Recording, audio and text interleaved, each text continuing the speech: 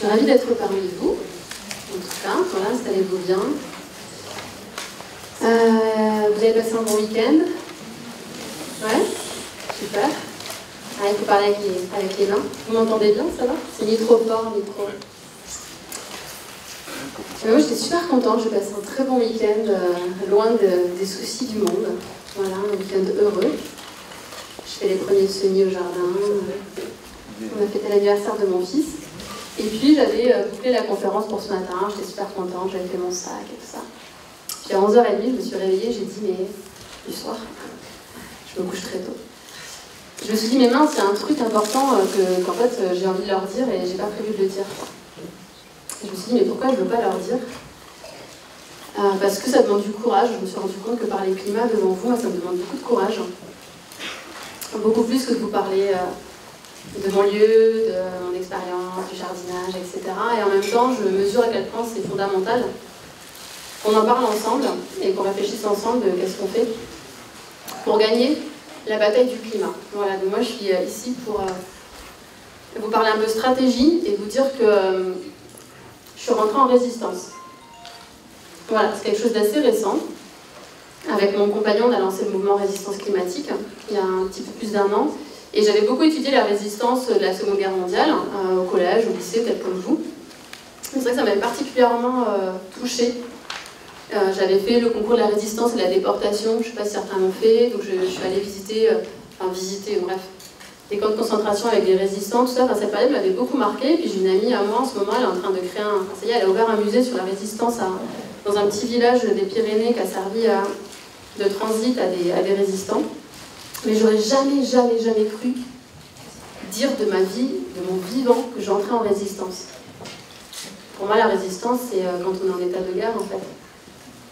Et quand j'ai démarré en permaculture, il y a 12 ans, je l'ai fait parce que je voulais être en paix avec le vivant, en paix avec la vie, en paix avec les humains, et qu'il y a ça dans la permaculture de très consensuel, de très attirant, c'est qu'on veut faire partie de la solution, et non pas du problème, c'est qu'on veut créer de l'abondance, faire pousser des choses, créer des liens. Et puis, c'est un peu ce que je vais vous raconter aujourd'hui.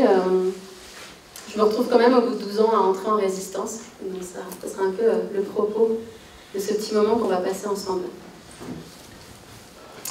La semaine dernière, on a tenu notre deuxième séminaire résistance climatique. On a une petite équipe de joyeux guélurons. Et on a pondu une stratégie de 5 pages quand même. Donc on la publiera, je crois qu'elle sera publiée cette semaine. J'espère que vous la lirez. Je vous lis les premières lignes.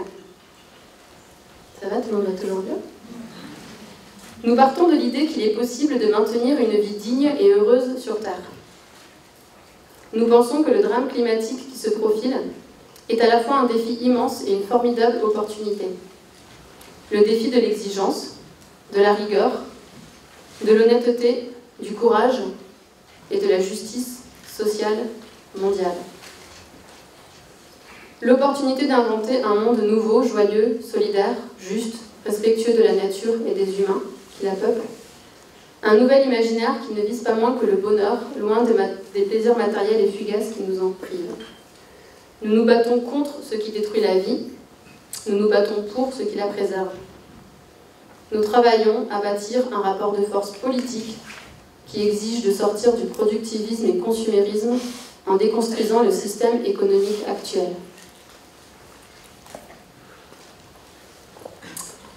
La permaculture peut-elle sauver le climat et les humains? Je pose cette question parce que je trouve qu'on la pose pas assez en permaculture et qu'on se raconte pas mal d'histoires et qu'il y a quand même un gros sujet là qui nous attend. Donc moi je vais vous parler de climat évidemment, et alors attention, accrochez-vous bien, de neutralité carbone, de IPBES, de SNBC, de ITVBC, de facteur 4, de symbiose, de rôle de prescripteur de la norme sociale. Ça va? Je vais vous parler aussi de sobriété heureuse, de changement de mode de vie, de faire partie de la solution et non du problème, et de marcher sur ses deux jambes. Alors, qui connaît l'essentiel des termes que j'ai employés, surtout au début? Petits acronymes. Ok. D'accord. Qui sait ce que c'est le facteur 4? Ok.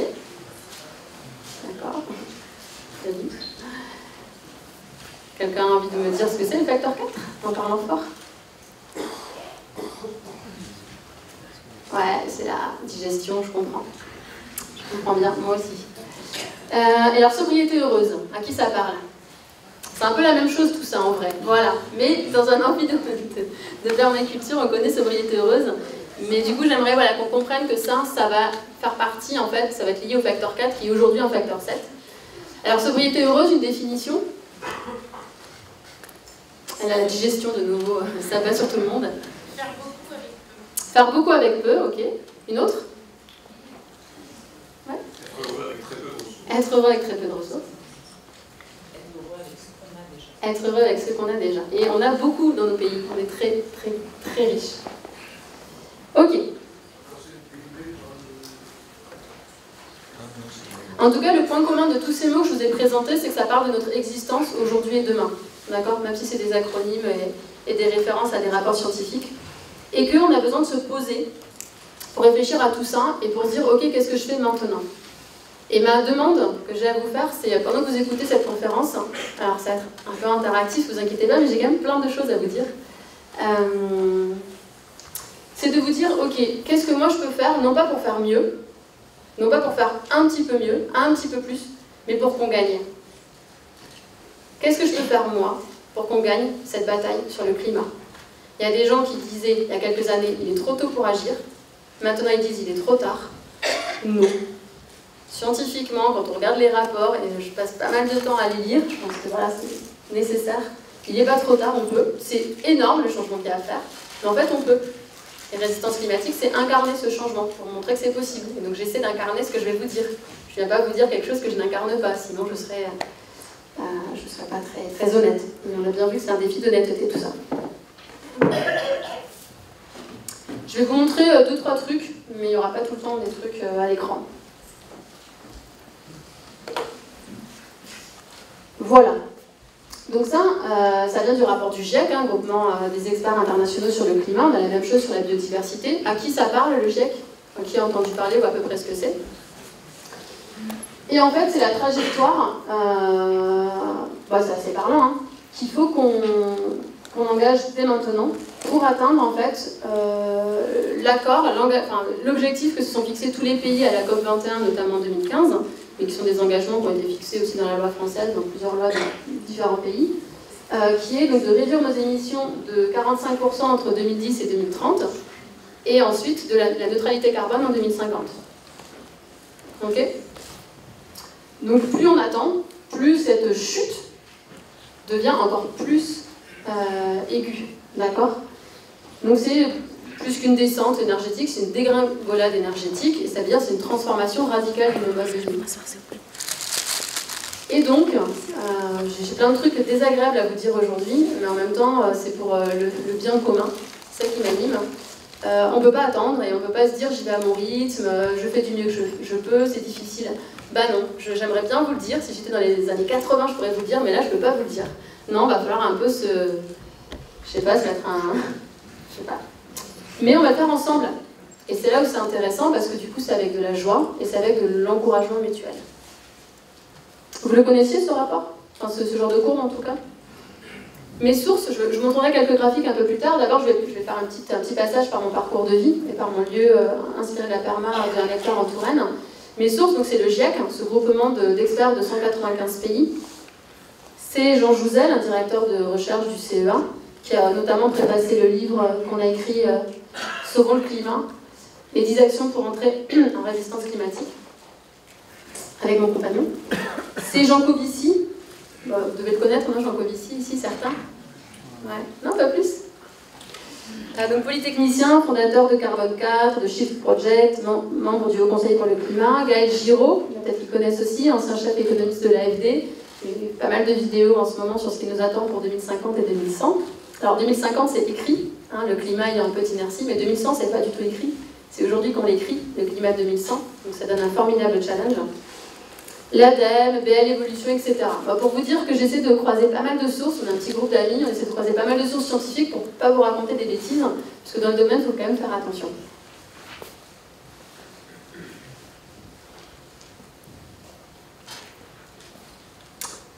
Alors au départ, c'est voilà, c'est notre histoire à Gildas et moi, je vais vous raconter. Et moi, rien ne me prédisposait à tomber dans la soupe de la permaculture, puisque j'étais urbaine, dans une famille non écolo, qui trouvait que les végétariens, c'était des gens très bizarres. Et encore plus les gens qui votaient écolo. Et à part avoir fait des randonnées quand j'étais jeune, sinon je n'étais pas du tout voilà, là-dedans. Donc finalement, je me dis, c'est un bon exemple, parce que ça montre que plus on part de loin, plus on peut aussi aller vite. Voilà, changer radicalement de mode de vie, c'est pas si compliqué que ça. Et puis j'ai fait un voyage il y a 12 ans, donc la dernière fois où j'ai pris l'avion, puisque là c'est là où j'ai changé. Et je suis allée en Australie, je ne connaissais rien à la permaculture, c'est un peu dommage d'aller en Australie quand on ne connaît rien à la permaculture, puisque maintenant je ne peux plus y aller, mais voilà. Mais c'est chouette, c'est super. Et j'ai travaillé dans des fermes bio, j'ai fait du woofing parce que j'avais envie d'aller chez l'habitant. Et j'ai découvert un truc. Qu'est-ce que j'ai pu découvrir en faisant du woofing? Un truc de dingue. Holmgren, ouais, ça c'est vraiment mon chouchou, Holmgren, mais je ne l'ai pas découvert en Australie. Et c'est la vie du sol. Ça paraît dingue, mais j'ai découvert ce truc à 25 ans. Je ne sais pas si vous avez découvert la vie du sol. Ouais, un truc de dingue. Non? Vous avez un peu... Exactement. Exactement. Eh ben, je te rassure, exactement. Merci de le dire, je te rassure, depuis 2 ans, je ne prends plus l'avion et je voyage en France avec mon vélo. Donc j'ai bien changé, mais à l'époque, j'avais pas du tout ça en tête. Et donc en tout cas, de travailler dans ces fermes, il y a un super réseau de woofing en France, donc nul, oui, si certains ont cru qu'il fallait aller en Australie, non, bien sûr, nul besoin d'aller en Australie. Et donc j'ai compris qu'il y avait un truc fondamental qui se jouait là, et qui au moment où je le découvrais, était en train d'être vraiment, vraiment abîmé. Donc je vais pas insister là-dessus, il y a eu d'autres conférences sur la vie des sols, mais je vous invite à lire peut-être Jamais seul de Marc-André Sellos, qui est un livre quand même vraiment, vraiment merveilleux là-dessus, sur le monde des bactéries notamment. Et donc je suis revenue de ce voyage, voilà, Australie, Inde aussi, et j'ai pris pas mal de décisions, donc plus prendre l'avion, manger bio, et devenir végétarienne. Et changer radicalement de mode de vie parce que je voyais qu'il y avait un problème. Et là, j'ai découvert la perma en rentrant de voyage, ce qui est quand même très bizarre, et je me suis impliquée dans la permaculture à fond, Brainpal, etc., donc l'association de permaculture. J'ai trouvé un emploi dans l'écologie à Paris, et puis à la mairie de Paris. Puis je trouvais que ça allait pas assez loin, assez vite, donc j'ai demandé un temps partiel. Je me suis installée sur une ferme inspirée de la permaculture en Sarthe, 4 jours par semaine. Et donc là, je vivais dans une maison de paille de 20 mètres carrés, sans eau, sans électricité, avec Gildas. Et c'est là que j'ai fait mes premiers pas dans la permaculture, c'est-à-dire au contact de la nature, en observant, en essayant de comprendre les écosystèmes, qui est pour moi une langue étrangère et fait partie aujourd'hui de mon quotidien et ce qui me fait vibrer tous les jours. Ce vivant qui fonctionne et dans lequel nous sommes insérés. J'ai fait le parcours du diplôme de permaculture, c'était une vraie boulimie d'informations, j'étais complètement dedans, et c'était une période où j'étais très joyeuse, je suis joyeuse de toute façon intrinsèquement, mais un peu différemment aujourd'hui. Mais voilà, la permaculture c'était le champ de tous les possibles. On allait pouvoir créer l'abondance, faire pousser de la nourriture, avoir des modes de gouvernance innovants, créer des communautés solitaires, locales, d'accord, tout ce qui peut-être vous attire dans un premier temps dans la permaculture.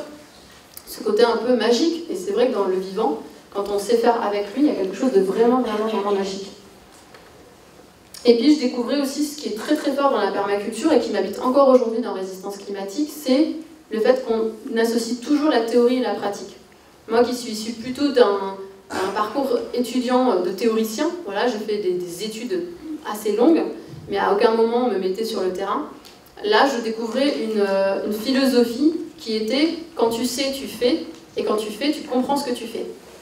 Et ça change tout. Quels métiers en France sont comme ça? Par contre, tous nos métiers pourraient être transformés pour permettre cette alliance entre théorie et pratique. Et ça changerait beaucoup de choses. Du coup, voilà, pendant 10 ans, on a développé Horizon Permaculture. Ce lieu que je vais vous montrer un petit peu, j'ai fait une petite vidéo pour vous montrer ce lieu. J'ai été au départ aussi de Fermes d'Avenir, que j'ai quitté l'année dernière. Donc, je me suis beaucoup investie dans cette aventure pour développer des fermes en agroécologie inspirées de la permaculture. Je me tirais beaucoup d'enseignements. Et donc voilà, c'était une sobriété heureuse, une vie professionnelle épanouissante, tout allait bien. Et puis le climat est arrivé. Mais avant de vous montrer le climat, je vais vous montrer la petite vidéo, Samy, s'il vous plaît, la petite vidéo. Voilà, 5-6 minutes, parce que je ne peux pas vous raconter autrement qu'en images.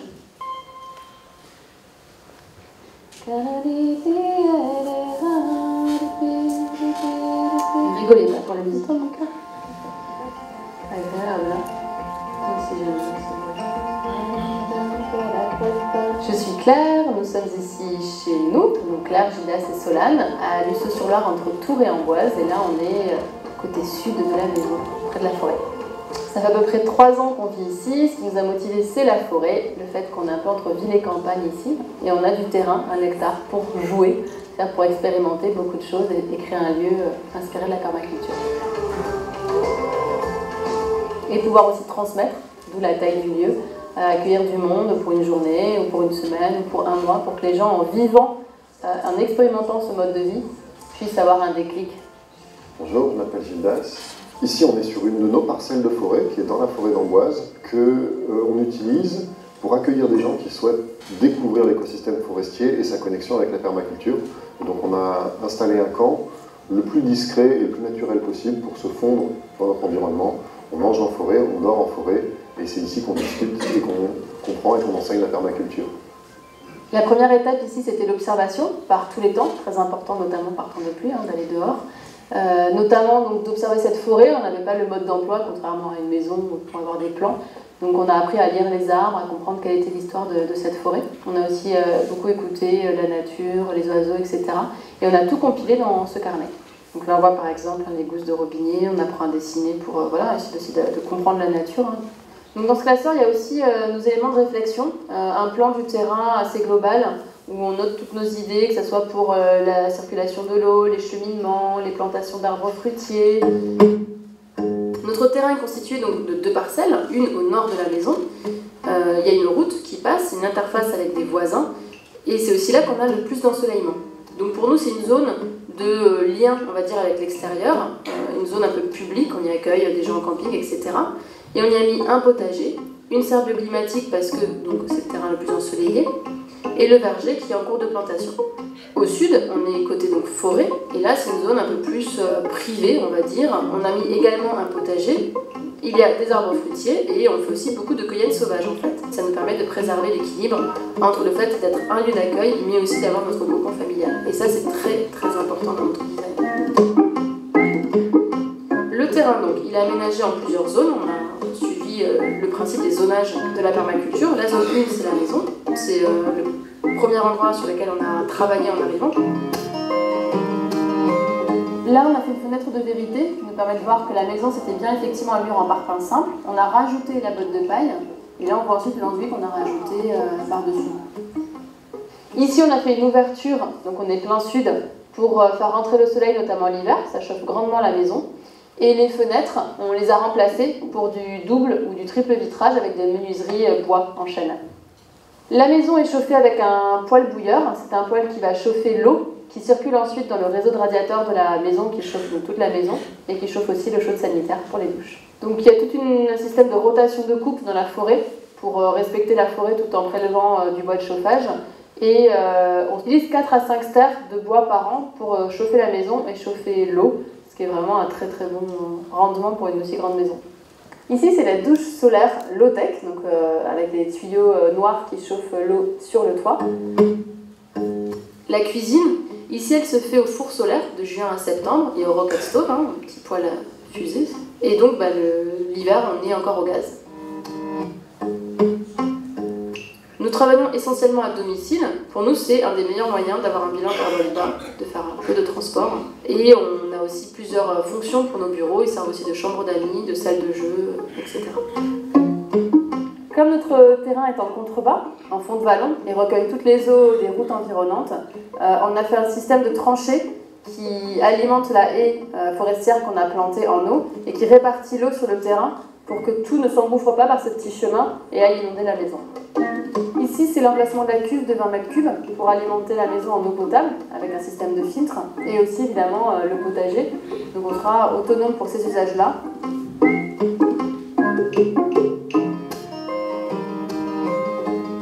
Donc là, ce sont les pois chiches. Ça fait partie de la stratégie produire des calories au potager, et pas uniquement des légumes. Et c'est riche en protéines et ce sont des légumineuses, donc ça nourrit le sol. Le poulailler fait maison. Il est mobile, en fait il est démontable, ce qui permet de le bouger facilement. Il accueille 2 poules, ça leur permet, elles, d'avoir l'autonomie alimentaire sur les 2000 m² de terrain qui leur sont dédiés. Sinon, on ne tombe pas sur ce terrain, on a les brebis pour pâturer et on laisse ailleurs l'herbe s'exprimer et accueillir la faune et la flore. Ici, les différents tas de compost, déchets cuisine et toilettes sèches intérieures. Et ici, les toilettes sèches bâties sur des arbres vivants avec un système coulissant et des toilettes sèches qu'on dit à compost intégré. La forêt, elle est délimitée en 2 parties, une partie exploitée pour le bois d'œuvre, je disais, ou le bois de chauffage, l'autre non exploitée, c'est la fameuse zone 5. On y va très rarement, mais voilà, c'est une zone qu'on observe de temps en temps, mais sinon qu'on laisse aux autres êtres vivants. C'est bon pour la vidéo, merci. Voilà, c'est plutôt chouette. Et alors, la bonne nouvelle, c'est que cette vidéo elle a 2 ans, on a fait pas mal de choses. Et j'ai croisé Yann qui relance le MOOC Perma, ce qu'on avait fait pour le MOOC des colibris. Dans quelques semaines, il le relance, il sera de nouveau accessible en ligne. Et on va actualiser du coup la vidéo, on va faire une 2e vidéo pour montrer tout ce qu'on a fait depuis 2 ans. Donc en fait, notre projet, c'était de continuer ça à fond, de faire des formations, du conseil, de produire plus de céréales sans pétrole à la maison. Là, on va installer une récup d'eau de 200 m3, de continuer à faire de la recherche et développement. Là, on vient de finir de planter le verger avec des semis de légumineuses au milieu de notre verger. On a mis des semis, on a fait beaucoup de semis directs pour éviter, pour avoir des arbres plus résistants à la sécheresse. Enfin voilà, on était dans cette logique de bâtir des bastions de résilience. En se disant, finalement, si on arrive à développer des bastions de résilience en France, puisque certes on peut le faire dans le monde entier, mais déjà en France il y a beaucoup de boulot et ça sert à rien d'aller prendre l'avion et faire de la permaculture ailleurs. Moi, je dis faisons de la permaculture là où on est, il y a largement du travail. Donc la stratégie c'était faire des bastions de résilience, c'est toujours une partie de la stratégie. Faire des bastions de la résilience, maillés, avec une certaine autonomie, un petit peu en tout, et puis des solidarités, et puis ça va rouler. J'avais mis quelques photos, en plus, un peu plus d'actualité. Bon, alors ça, c'était le paillage de la maison. Ça, vous avez vu. Voilà, ça, c'est par exemple la cabane des oies qu'on a fait en matériaux 95% issus du terrain. On essaie vraiment de montrer qu'on peut faire des choses sans pétrole. Donc là, c'est du bois, de la terre paille avec un plissage de noisetiers pour le tenir. Enfin, voilà. Tous les jours, c'est un émerveillement d'être dans la nature, ça c'est clair. Ça fait partie des trésors. Mais tous les jours, quand je suis au jardin, il se passe quelque chose. Et donc l'idée c'est d'avoir une belle vie avec ça et de dire la perma c'est cool, c'est quand même un peu physique, faut bosser, faut pas se mentir, mais c'est quand même chouette, on peut du coup après apprécier son petit environnement avec le fameux hamac qui nous a tous appelés, ou peut-être ou presque dans la permaculture au début. Et puis ping, arrive le climat. Et même si on était quand même très très conscient, Gildas étant été ingénieur, bilan carbone, etc., là quand même ça s'accélère. Et en fait, la perma ne sert à rien. Est-ce que vous avez l'impression que la perma, elle influence le monde? Ben non, quoi. Et là, on est tombé de notre chaise avec Gildas, on s'est dit, mince, on se donne corps et âme à ce truc-là, et on y croit, et j'y crois toujours. Mais je vois quand même beaucoup de livres sur la perma au jardin, les buts, machin, donc déjà je me dis, en fait, on est en train de perdre ce qui est vraiment la permaculture. La permaculture, c'est une transformation de nos sociétés pour faire des sociétés post-pétrole, quand même. Et puis en plus, le changement climatique s'accélérant, ça, mon lieu, peut-être que dans 30 ans, peut-être que la forêt d'Amboise, là, que vous voyez derrière, peut-être qu'elle est morte. Enfin, c'est même assez probable qu'elle soit morte, soit brûlée, soit les châtaigniers y migrent au nord, les hêtres, ils n'y arriveront pas, et les chênes, peut-être qu'ils vont tenir 2050, mais pas 2070 à ce rythme-là, quoi. Donc là, on se dit, ah ouais, donc en fait, les arbres qu'on plante, c'est pareil, ça sert à quoi? Ok, j'ai fait des baissières, ok, mais en fait, ça sert à quoi tout ça? Si on a plus 7 ou plus 8 degrés en 2100, c'est vers quoi on va? Ben, je me rends compte qu'en fait, la permaculture, elle est impuissante face à ça. Parce que la permaculture, elle s'appuie sur quoi? Sur les écosystèmes. Elle s'appuie sur le fait que ça fonctionne, qu'il y a encore des insectes, qu'il y a encore des vers de terre, qu'il y a encore de l'eau qui tombe. Et à un moment, s'il n'y a plus tout ça, la permaculture qui repose sur le vivant, elle ne peut pas fonctionner. Donc la permaculture n'est pas un miracle. Alors du coup, aujourd'hui, on se consacre beaucoup plus au climat. Je vais essayer de vous expliquer en peu de temps là où on en est au niveau des données climatiques. Donc là, les photos vont être moins jolies. Vraiment, vous restez toujours. Alors, bilan et empreinte carbone. Qui connaît ce truc-là? Les geeks. Ok. Donc souvent, vous allez voir dans des articles de presse, oui, la France, les émissions de la France diminuent, tac, bon, pas assez vite, mais c'est pas si mal que ça. Que nenni! Puisque, en fait, on s'en fiche du bilan carbone. Ce qui compte, c'est pas les émissions qu'on produit sur notre territoire. Ce qui compte, c'est les émissions de gaz à effet de serre qui sont produites par notre mode de vie. C'est-à-dire tout ce qu'on importe. Ok? Ce qu'on produit et qu'on consomme nous, mais aussi tout ce qu'on importe. Et ce qu'on importe, ça représente plus de 50% de nos émissions de gaz à effet de serre. J'explique pas ce que c'est émissions de gaz à effet de serre, ça va? Donc là, vous avez, c'est Eurostat, INSEE, enfin voilà. En vert, effectivement, l'empreinte carbone intérieure, ce qu'on appelle le bilan carbone. Alors, il y a effectivement nos exportations à nous là-dedans, mais c'est peanuts. On exporte très très peu, la France. Et puis l'empreinte carbone totale, c'est le trait noir qui augmente. Ok? Et c'est ça qui compte. C'est quoi notre empreinte à nous écologique, et notamment c'est quoi notre impact sur le réchauffement climatique aux Français? Ben, c'est ça. Alors voilà, vous pouvez retenir 720 millions de tonnes équivalent CO2, mais honnêtement, c'est pas ça qui compte. Ce qui compte, c'est que ça augmente, alors qu'en fait, depuis 90, on s'est engagé à ce que ça diminue, et que depuis la COP21, on s'est engagé que ça diminue de 15% tous les ans. De 15% tous les ans. C'est énorme. D'accord? Donc ce que je vous ai montré, c'est pas un truc un peu romantique de mode de vie, c'est sympa. Non, c'est le mode de vie qu'on doit tous avoir. Toilette sèche, c'est pas un truc en option. Cultiver une partie de sa nourriture, c'est pas un truc en option. Faire du vélo et arrêter un peu la bagnole, c'est pas un truc optionnel en fait. Et donc là, on l'a représenté de manière... Alors ça peut être intéressant. Vous avez l'empreinte carbone, vous voyez bien comment ça se distingue entre émissions intérieures, le fameux bilan, et importation, si je rajoute les importations. Okay. Je sais pas si vous avez vu, là, il y a des pays d'Asie qui nous renvoient nos cargos pleins de déchets. Voilà. Du coup, ça va faire augmenter un peu notre bilan carbone, mais pas l'empreinte. Pour ceux qui... Ça va? Ok. Alors, s'il y en a qui vous levez la main, vous dites « Ah, je suis perdu », puis je l'explique quand même. De toute façon, on ne pourra pas tous dire aujourd'hui, donc il faudra accepter ça. Et voilà, et donc à droite, c'est juste le bilan carbone. Donc aujourd'hui, il y a un chiffre à retenir, c'est qu'on a 12 tonnes équivalent CO2 par Français moyen. Donc personne n'est un Français moyen. Mais en tout cas, on a 12 tonnes CO2, et il faudrait arriver à 1,6 en 2050 pour atteindre la neutralité carbone, qui n'est pas un objectif d'écologistes radicaux qui sont même aujourd'hui qualifiés de terroristes. Mais en vrai, le gouvernement britannique fait ça, mais la France aussi fait ça. On est dans une période vraiment compliquée. Mais c'est écrit dans la stratégie nationale bas carbone, la fameuse SNBC, un petit acronyme du début, qui est adoptée par le gouvernement, alors pas votée, mais qui est sur son site internet, et sa nouvelle stratégie climatique, qui est de dire j'atteins la neutralité carbone en 2050, ce qu'a dit aussi le GIEC et ce qu'ont dit aussi les accords de Paris. Alors là où ils sont malins sur la neutralité carbone, c'est que du coup, si on creuse, ils parlent d'émissions. Mais neutralité carbone, arrivent ensuite les entreprises et tout ça pour dire on va vous faire de la compensation. Alors oui, ce que je ne vous ai pas dit, c'est que moi, là, j'ai quitté Ferme d'Avenir l'année dernière parce que je voulais me consacrer notamment au fait de planter des arbres. Mais en fait, je me suis dit, bah mince, si je plante des arbres et qu'ils meurent tous, ça ne sert pas à grand-chose. Et en plus, je me suis rendu compte qu'il y avait plein de collectivités, on plante plein d'arbres, tout ça, c'est génial.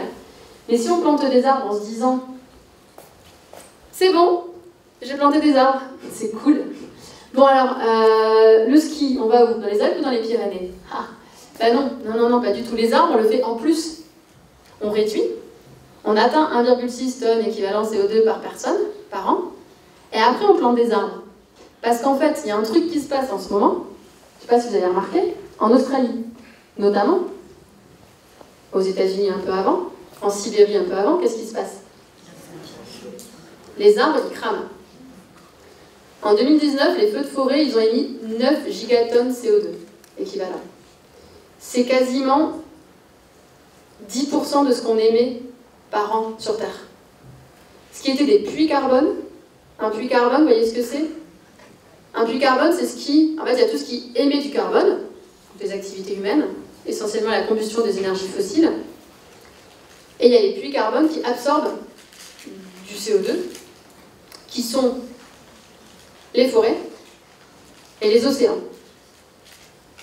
Ces deux trucs-là sont en train de basculer, de ne plus être des puits carbone, mais de devenir émissifs. Donc ça s'emballe. Donc toutes les projections du GIEC tenaient compte de ces puits carbone, et en ce moment on se rend compte qu'en fait ça ne marche plus. Et que si on n'atteint pas très très vite ce que je vous dis comme objectif, ça va s'accélérer, ça va libérer des gaz à effet de serre. Hein, on parle, l'océan qui va relarguer, parce que la vie va mourir dans l'océan tout simplement, donc ça rejette. Et le pergélisol qui fond, qui rejette du méthane, un gaz très puissant en termes d'émissions de gaz à effet de serre. Et puis les forêts qui brûlent, une forêt qui brûle, vous allez lire des articles, oui mais après ça repousse et ça capte beaucoup de CO2. Non, non, non, tout ce que ça a largué en cramant, non, je vous assure, il vaut mieux vraiment pas les faire cramer.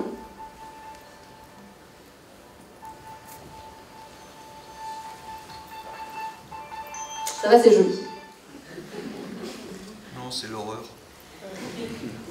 La musique était jolie. Je ne sais plus pourquoi je vous parlais des puits carbone. Quelqu'un sait? Voilà. Voilà, non mais c'est parce que je disais planter des arbres, je dis pas qu'il faut pas le faire, mais c'est du bonus quoi. Alors faites-le évidemment, mais pour moi planter des arbres c'est de dire je crois à l'avenir. C'est là où c'est fort. Alors certains vont dire c'est un peu comme faire des enfants.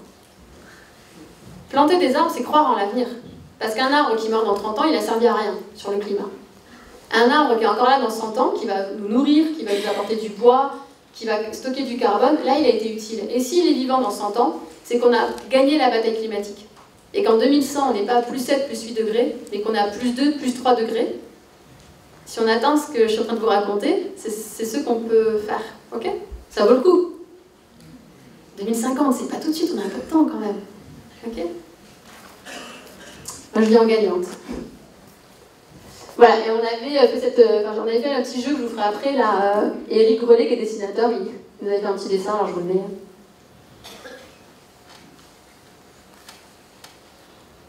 Il dit beaucoup de choses à lui-même. Bon, alors, que se cache-t-il derrière l'empreinte carbone de la France? Ça, c'est pour montrer les inégalités. Et en fait, on pourrait faire exactement le même graphique au niveau mondial, sauf qu'évidemment, les très très pauvres au niveau mondial sont bien plus pauvres que les pauvres en France, et les très très riches à l'échelle mondiale sont bien plus riches que le top 1 français. Mais en tout cas, 10% des Français, ils sont à 0,7 tonnes CO2 par an. Donc moins des 2, moins des 1,6 qu'il nous faut atteindre. Vous avez écrit tout ça, ça va? Moins des 1,6 qu'il nous faut atteindre en 2050 et beaucoup moins des 12 qui est l'empreinte carbone moyenne. Et j'ai mon top 1% qui est à 56, donc bien supérieur à mes 12 tonnes CO2. Okay, et ça, c'est pas uniquement un problème moral. Moi, ça me pose un vrai problème moral. Mais à la limite, si on regarde objectivement sur le climat, pourquoi ça pose problème ça? Parce que les plus pauvres, entre guillemets, ils ont envie, mais ça, toutes les études de sociologues, machin, vous le disent, ils ont envie d'être dans l'ascenseur social, de ressembler à ceux qui ont plus. Alors pas forcément au 1% tout en haut, mais peut-être à ceux du milieu, là. Ok? Et donc là, du coup, c'est à la course à la croissance, la course au consumérisme, et ça ne fonctionne pas. Donc le projet d'égalité, de justice sociale, qui soit au niveau national et international, on ne peut pas penser justice qu'au niveau national. Ça ne marche pas. Et puis c'est pas du tout permaculture. Surtout quand on voit qu'on importe 60% de ce qu'on consomme. Le projet de justice sociale, il est intrinsèquement lié au projet de victoire écologique. Ça ne marche pas sinon. Puisqu'il nous faut décroître, il faut mettre de l'égalité dans tout ça. Sinon, personne n'a envie de décroître. Ça vous parle? Ça va? Que représente 3 tonnes équivalent CO2? Alors du coup, comme je vous ai dit qu'il faut atteindre 1,6, on va dire 1,5. Il va falloir faire la moitié de chaque exemple ici. Ça consomme tout notre quota carbone auquel on a droit par an. Faire une seule de ces actions, à moitié, consomme tout le quota carbone auquel on a droit. Pour 2050. On a quand même quelques années pour l'année. Donc si je chauffe, non pas 52 mètres carrés, mais 26 mètres carrés au fioul, par personne, j'ai utilisé mon 1,5 tonnes équivalent CO2, et donc je ne peux plus rien faire de l'année, puisque j'ai déjà utilisé mon quota carbone qui peut permettre de limiter le réchauffement climatique à plus 2 degrés en 2100. 100 mètres carrés chauffés à l'électricité, 350 mètres carrés chauffés au bois, 5000 km en avion, ça se fait très vite, hein. Un simple aller-retour en avion et on a grillé notre quota carbone, 6000 km en voiture, 9000 km en bus, 3,5 mètres carrés de construction d'une maison. Pourquoi? Parce que c'est encore du béton. On a beau parler d'éco-construction, machin, vous regardez en France, c'est du béton. Le béton, c'est 6% des émissions de gaz à effet de serre dans le monde, c'est un truc de dingue. 3 750 € de produits électroniques, 2 500 € de vêtements. L'industrie textile, c'est un énorme polluant et un énorme symbole de l'injustice sociale mondiale. Okay. 2 500 € de meubles, 240 repas avec du bœuf, et alors là, 5800 divisé par 2, vous le ferez, repas végétarien. Vous voyez un peu l'ordre de grandeur, en fait ça va très vite, 1,5 tonnes équivalent CO2, ça va très très vite. Je vous parlais des inégalités nationales, j'avais pris un chiffre sur les inégalités mondiales. Si je prends le Mozambique, le Rwanda, les pays pauvres, ils sont à 10 kg de CO2 par habitant. Si je prends les 10% les plus pauvres, 10 kg, donc 0,01 tonnes. Et les plus riches, dans les pays, donc États-Unis, Arabie Saoudite notamment, ils sont à 261 tonnes. Pas à 53 comme les Français, là, les 1% les plus riches, mais à 261. Et c'est là où je vous dis que la perma, qui est de créer des bastions de résilience connectés, ben en fait, ça suffit pas parce que eux,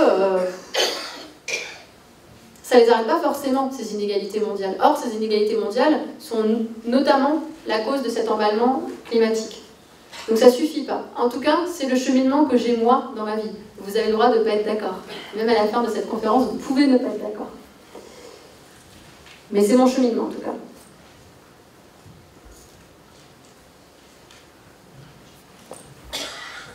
Est-ce qu'il y en a qui sont... Ouais. On parlait des 3 tonnes.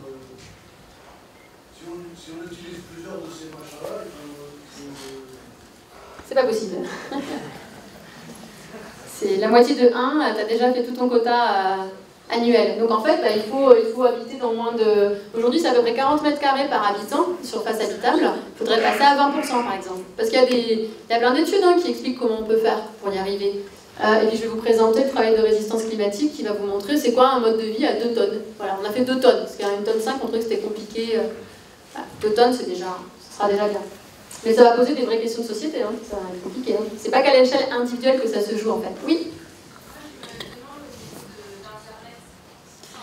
Internet, c'est un tiers, en émissions de gaz à effet de serre, c'est un tiers de l'aviation civile. L'aviation, pardon, tout confondu, l'aviation, c'est à peu près 8% des gaz à effet de serre, si on compte le forçage radiatif, qui est rarement compté dans en tout cas les articles de presse. Donc Internet, c'est entre 1 et 2% des émissions de gaz à effet de serre au niveau mondial. 80% étant liés au flux vidéo. Voilà. Donc, moi, ce que j'ai beaucoup aimé dans la perma, en tout cas, c'est qu'on parle de pétrole, et on se dit c'est quoi ce truc, et comment on fait pour se désintoxiquer un petit peu. Donc je vous ai un peu récapitulé une très longue étude de Jean Covici, que vous trouvez sur Internet, je vous ai mis le lien en dessous. Manicor, c'est le site de Jean Covici où il y a beaucoup de documentation. Allez-y, et puis diffusez. Documentation /esclave. Quand vous mettez esclave énergétique Jean Covici, vous tombez dessus. C'est très long comme démonstration, c'est un polytechnicien, il y a plein de calculs, tout ça. Mais en gros, la puissance de travail d'un humain moyen, c'est... Alors si on considère qu'on travaille 8 heures par jour, alors on peut travailler plus, 0,05 kWh. Alors oui, un truc aussi, depuis que je suis permacultrice, c'est que je pense kilowattheure, voilà, c'est quelque chose d'assez innovant dans ma vie. Et en fait, on s'en porte bien, ça va. Mais c'est important de savoir compter des kilowattheures, c'est quand même si on veut faire une descente énergétique, il faut comprendre qu'est-ce qui consomme quoi. Et 1 litre d'essence, ça fournit à peu près entre 2 et 4 kWh d'énergie. Alors ça, c'est si c'est dans un moteur thermique, avec un rendement de 20 à 40%. En tout cas, un moteur thermique n'a pas un très bon rendement. Mais c'est quand même intéressant de prendre comme exemple. Et un litre d'essence, aujourd'hui, c'est à peu près 1,5 €. Donc mis dans un moteur, c'est l'équivalent de soit 10 personnes qui travaillent avec leurs jambes, parce qu'en fait, on est beaucoup plus puissant avec nos jambes qu'avec nos bras. Donc si vous voulez faire des low-tech, essayez de trouver des machines avec des jambes plutôt qu'avec des bras, parce qu'on a beaucoup plus de puissance dans les jambes. Donc du coup, c'est l'équivalent de 10 personnes qui travailleraient avec leurs jambes, donc pendant 8 heures, ou 100 personnes qui travailleraient avec leurs bras. Ça va? Ce qu'on appelle les esclaves énergétiques. Et si on prend le SMIC en France, à peu près, hein, je l'ai fait à la louche, on est, du coup, c'est-à-dire que mon litre d'essence, en fait, en vrai, sa valeur, c'est entre 2 000 et 20 000 €. Alors là, on se gratte la tête. Et on se dit, mais alors, comment l'économie peut devenir permaculturelle avec cette équation-là?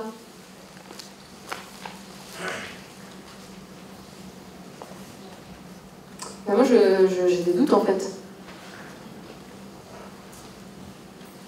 J'ai des doutes. Voilà, je ne sais pas s'il y a vraiment besoin de commenter d'ailleurs, mais en fait, le pétrole, on ne le paye pas à sa valeur, on le paye à son coût d'extraction. Et encore, comme c'est subventionné dans certains pays, tout ça, c'est même pas son coût d'extraction qu'on paye. Et ça structure tout.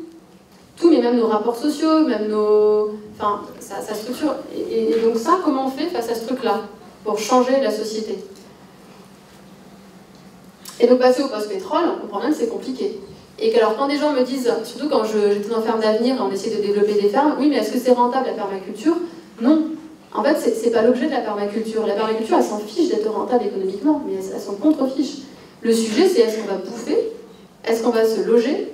Est-ce qu'on va avoir du temps pour échanger entre nous sans être sous la tempête, sous la sécheresse? Et c'est ça le sujet de la permaculture, c'est répondre aux besoins humains. Avec une éthique, prendre soin de la terre, prendre soin des humains, partager équitablement. Parenthèse, ce troisième principe éthique en perma, il est formulé par ses fondateurs comme produire moins, enfin réduire ses besoins et décroître démographiquement. Mais ça, vous le trouverez dans quasiment plus aucun ouvrage aujourd'hui, parce qu'on oublie ce qu'est la permaculture à la base. Alors c'est marrant, la permaculture qui est issue d'Australie, notamment de l'étude des aborigènes de Tasmanie, par Bill Mollison. C'est l'homme aborigène qu'on appelle à la rescousse en disant on ne sait pas gérer les incendies et comment on fait de la gestion anti-incendie dans un pays aride avec sécheresse. Et là les aborigènes ils disent alors déjà ils sont plus très nombreux, ils connaissent les savoirs un peu ancestraux de comment gérer ces écosystèmes, puis ils disent vous êtes sympa mais là où moi j'avais de l'eau à 2 mètres de profondeur parce qu'il y avait encore des nappes phréatiques alimentées, aujourd'hui j'ai plus rien parce qu'en fait les mines ont saccagé toutes ces nappes phréatiques, les agriculteurs aussi, donc en fait, c'est là où je vous dis une stratégie qui a beaucoup inspiré la permaculture, les fondateurs de la perma, donc notamment ces aborigènes qui ont vécu pendant 10 000 ans en harmonie avec leur écosystème sans le détruire. Moi, je ne connais pas d'autres peuples qui ont fait aussi longtemps. Et ben, ces aborigènes, ils sont un peu démunis parce qu'en fait, l'écosystème a été tellement fragilisé que leur technique n'est plus vraiment fonctionnelle. Et c'est là où je vous dis que la perma, quand on n'a pas résolu le sujet du climat, ça nous fait de belles jambes. Ah oui, voilà, et donc du coup une petite citation de Jean Covici, parce que je la trouve quand même très croustillante. Il travaille quand même auprès du gouvernement et tout ça, mais je ne sais pas si vraiment il écoute. Enfin, il travaillait. Un Français a l'équivalent de 400 à 500 esclaves à sa disposition 24 heures sur 24. Moi quand j'ai découvert ça, mais ça a été un choc, vraiment. Comment on fait pour arrêter ça? Ce résultat serait le même en ordre de grandeur pour l'essentiel des Européens. Moi, le rapport importation, machin, n'est pas bon parce que c'était il y a plus de 10 ans son étude, ok? Mais en gros, on a toujours 400 à 500, l'équivalent de toujours 400 à 500 personnes qui vivent pour nous. La conclusion de cette affaire est évidemment indicible en démocratie. Ce n'est pas seulement le mode de vie de M. Dassault ou de la reine d'Angleterre qui est devenu non durable, si nous nous mettons sur le terrain de la physique, mais bien celui de chacune d'entre nous, ouvriers, ouvrières d'usine, agents de nettoyage et caissiers et caissières de supermarché compris. Alors là, on touche à un sujet vraiment pas politiquement correct. Il y a quand même une bonne nouvelle. Une division de l'énergie fossile consommée par 4 dans l'Hexagone, donc aujourd'hui on n'est pas par 4, c'était le facteur 4 que je vous ai cité au début de conférence, c'était ça, c'était en 2003 qu'il fallait faire le facteur 4. Aujourd'hui, 2020, il faut faire le facteur 7. Parce que plus on prend du temps, plus on croit en croît plutôt que décroître, plus il faut réduire drastiquement. C'est logique. Donc aujourd'hui, c'est plutôt par 7. Donc par 4, dans l'hexagone, ce qui est nécessaire pour régler le problème climatique signifie encore à technologie constante une bonne centaine d'équivalents esclaves par Français. Donc on va dire, si on divise par 7, c'est qu'on n'aura que l'équivalent de 50 esclaves à chacun. Aïe. On voit que c'est quand même jouable. D'accord ? C'est pas zéro énergie, on n'est pas en train de dire on va vivre ok, avec des peaux de bêtes sur les épaules, quoi. Ce ne serait pas vraiment le retour à l'âge de pierre, contrairement aux affirmations de certains.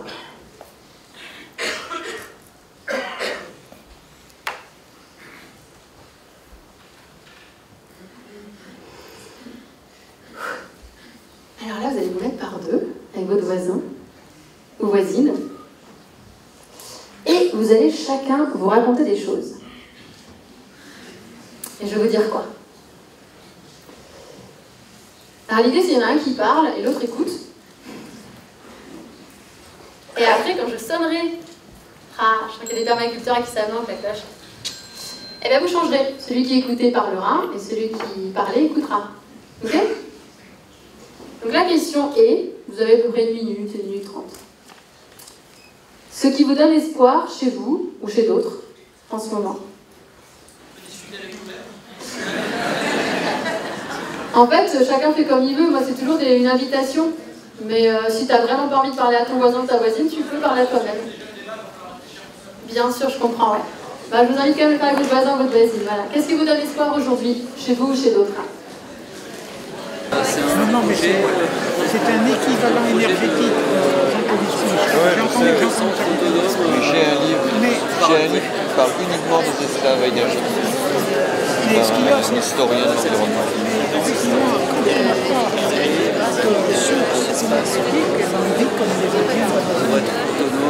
On vit avec les...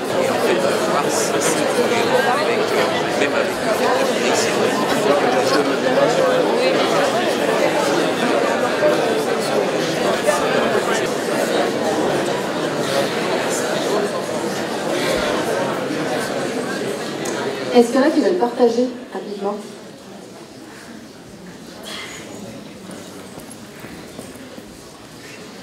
Comme je disais à mon voisin de devant, ce qui me donne espoir, c'est de voir de plus en plus de jeunes qui s'impliquent dans les initiatives. Et les vieux, vous faites quoi alors? Arrêtez! Alors, dans des initiatives humanitaires, etc. Là, je parle juste de plus en plus de jeunes, parce que j'entends beaucoup de gens plus âgés, justement, qui critiquent tout le temps les jeunes, et moi, non, je suis pas pour ça, quoi. Voilà, ce que j'observe autour de moi, et ce qui me redonne espoir, c'est de voir de plus en plus de gens aussi qui commencent à s'intéresser à des systèmes, justement, des approches comme la permaculture, etc. Et de voir aussi qu'on est de plus en plus à ne pas acheter de vêtements et à prendre des vêtements qui existent déjà, que ce soit dans les magasins gratuits, etc. Okay. Voilà. Merci, du coup, assez rapide, peut-être avec vos prénoms. Oui, Thierry.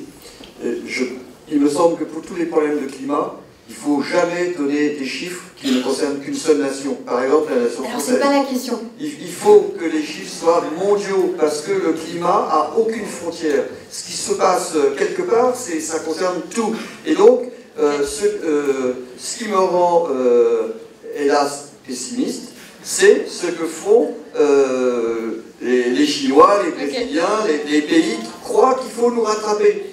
Par contre, ce qui me rend optimiste, c'est que je sais qu'il existe, par exemple à Vanuatu, un peuple qui a été visiter le monde occidental et qui en a conclu que le monde occidental était totalement débile, que le développement c'était une grosse merde et qu'il fallait le contraire du développement, l'enveloppement. Et ces gens-là ont foutu à la porte tous les missionnaires, tous les instituteurs, tous les agents du développement, et ils ont décidé de reprendre leur vie traditionnelle. Et ça, c'est un bon exemple et ça me rend optimiste.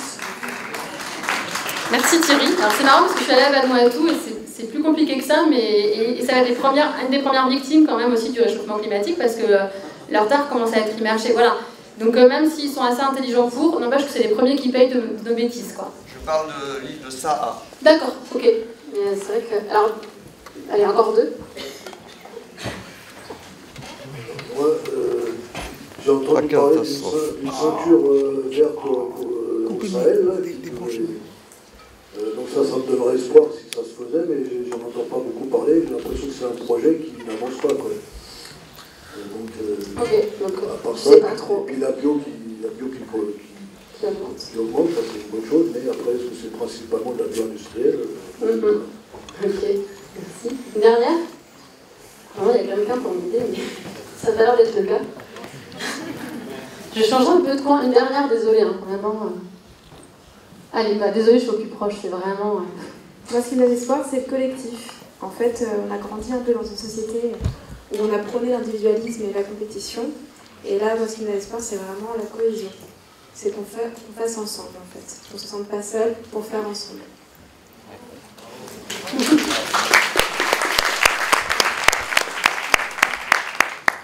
Je ne vais plus parler trop longtemps, après vous pourrez prendre la parole parce qu'il y a plein de sujets très importants qui sont abordés. Je ne vais pas les aborder maintenant. Peut-être que ça reviendra dans des questions, mais le fait de oui, la France, le monde, tout ça, c'est des vrais sujets en fait. Donc, je ne voudrais pas non plus les éluder. Mais du coup, ou ce que le monsieur est venu me dire. Donc, je me les note, si jamais ça ne revient pas sous forme de questions. Il y a un dernier truc que je voudrais voir avec vous, c'est à la base de la PERMA, c'est vivre avec la nature et non contre elle, donc a priori pas avec les énergies fossiles qu'on fait brûler. Et donc à quoi ça ressemble un monde, une vie, à 1,6 tonnes d'équivalent CO2 par personne? Ça donne envie en tout cas quand on dit. On va dire à 2 tonnes, en tout cas ça ira plus vite. Nous c'est ce qu'on essaie de faire avec Résistance Climatique. Donc JDACement, on a créé un kit qu'on appelle Inventons nos vies bas carbone et qu'on est en train de faire une version 2 en fait, qui est un petit peu mieux que celle que je vais vous montrer. Et en fait c'est assez innovant parce qu'on s'est rendu compte que quasiment personne, je ne vais pas dire personne parce que je ne connais pas tous les humains qui ont peuplé cette planète et qui la peuplent aujourd'hui, mais en tout cas dans les pays riches, personne ou peu décide de décroître volontairement, sans que ça soit imposé par une norme sociale ou par une norme législative. Les décroissants en France, on se compte sur les doigts de la main. D'ailleurs, c'est un gros mot, décroissant. On a presque l'impression d'être antipatriotique ou un truc un peu bizarre, quoi. Et donc, Résistance Climatique, c'est transformer la norme sociale, que la décroissance, ça devienne naturel, la norme, le truc juste normal. Et donc, je parlerai des progrès technologiques et je n'éviterai pas ce sujet-là important, parce que je l'ai souvent, on me dit non, mais en fait, on peut remplacer l'énergie fossile par d'autres choses, etc. Mais j'expliquerai pourquoi je pense que non et que c'est fondé sur une observation de choses historiques, hein, pas sur une idéologie anti-progrès. Alors là, il faut des bénévoles volontaires qui ont déjà digéré leur repas et qui sont en pleine forme. Il me faut 2 personnes pour tenir la ficelle. Alors je sais, ça paraît ingrat, mais néanmoins nécessaire. Alors venez, les 2. Et puis il me faut un peu plus de monde pour lire des cartes. C'est pas très compliqué, je vous jure. Hein, je vais pas... Enfin voilà, je vais être très gentille. Donc il me faut plus que 2 personnes, il me faut genre 4 de plus. Voilà. Ça va? Alors j'essaie de démêler la ficelle. Hop, tiens, tu peux prendre un bout. Alors vous pouvez donner vos prénoms. Thibaut. Et Charlotte. Voilà. Et bien bravo à vous, et quand vous avez mal au bras, vous passez l'oreille. Donc il faut qu'elle soit tendue. Voilà. Alors, donc, aujourd'hui, je vous ai dit, l'empreinte carbone moyenne en France, c'est de... Ah oui, attendez, alors j'ai une petite slide pour vous faire rigoler quand même, toujours de Eric. Vous avez fait des dessins, j'aime bien celui-là. Voilà, c'est quand même sympa. Bah, tout ça pour dire que changer la norme sociale, ça passe par la culture et par faire des trucs culturels pour que voilà, votre imaginaire bascule. Donc voilà, j'ai dit, aujourd'hui, on est à peu près en France à 12 tonnes équivalent CO2 par personne par an. Et il faut arriver à 2. Donc, je vous montre comment ça se... Enfin, c'est pas vrai d'ailleurs, c'est vous. Comment ça se répartit les 12 tonnes aujourd'hui par grand poste. Donc tu peux donner ton prénom, et puis dire ce qu'il y a sur la carte et la poser sur la ficelle. Et bien la montrer à ton public. Magali, alors, habillement, informatique... Non, il faut que tu lises le poste bien de consommation. Alors, c'est bien de consommation. Montrer la carte. Donc 2,6 tonnes CO2 équivalent. Habillement, informatique électronique, internet, autres. Voilà, donc tu peux le poser sur la ficelle. Jusque-là, tout va bien. Ouais, très bien. Hop, et tu peux passer le micro à Florence, bonjour. Tu peux se mettre un peu devant et présenter ta carte. Alors là, c'est le poste transport avec 2,9 tonnes. Et dedans, on trouve voiture, avion, fret et train-bus en petit. Ok, tu peux la mettre à côté.